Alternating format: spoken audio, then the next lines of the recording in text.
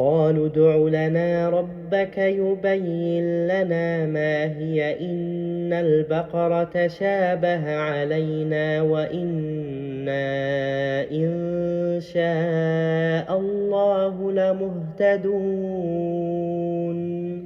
قال إنه يقول إنها بقرة لا ذلول تثير الأرض ولا تسقي الحرث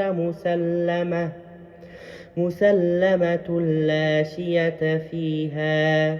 قالوا الآن جئت بالحق فذبحوها وما كادوا يفعلون.